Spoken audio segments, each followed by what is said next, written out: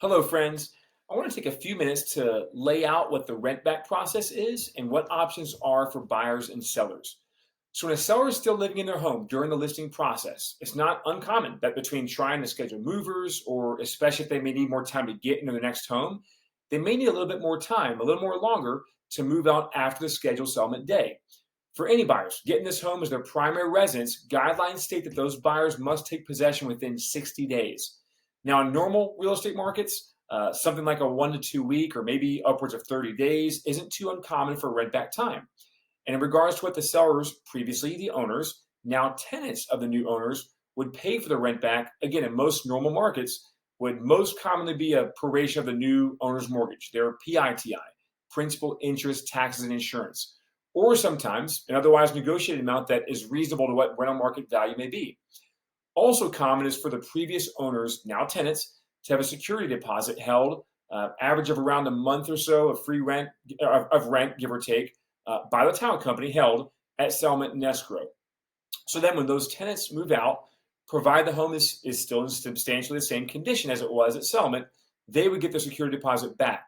However, in case there are new and obvious damages in the home between settlement and the end of the rent back period, whether mover damages to walls or floors, pet damages, things or systems that break, again, obvious condition of home changing, then this security deposit may be subject to negotiations with the new owners after the final post settlement, post rent back walkthrough. But here's always hoping that indeed the home remains in the same condition substantially, and thus the security deposit returned in full to the previous owners by the title company per the buyer's approval.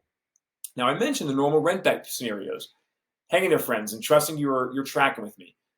When we are in a major buyer's market, perhaps shifts like the new buyers sometimes getting more than the average PITI proration or a larger security deposit, could be in play. After all, the buyers are holding more negotiating cards. So if a seller wants to sell their home and get more time in it after settlement, they may need to do more to incentivize these new owners to let them agree to that. Fun negotiations, which of course I love, ensue. But if we are in a major seller's market, I'm sure you're getting the picture. It then becomes much more likely that the sellers can get the kind of rent back scenario they desire, especially with competing offers, and thus the buyers willing to do whatever it takes for their offer to stand out as much as possible. This may often mean the buyers willing to give the sellers the max allotted 60-day rent back that the sellers need, especially as the sellers maybe now be in a situation where they have to move. In a competitive seller's market, now it's them as the buyers and maybe not able to get into the home right away.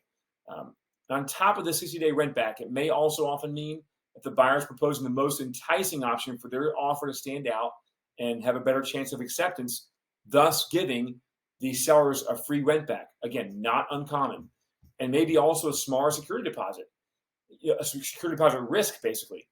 Yes, lots of detailed, essential factors for all parties to consider in whatever the market activity may exist, wherever that time may be. Hoping this greatly helps you, whatever scenario you might be in. As always, grateful to serve you and yours in every phase, detail, consideration of this process, however I can. Thanks again for giving me and my team the privilege and opportunity of serving you.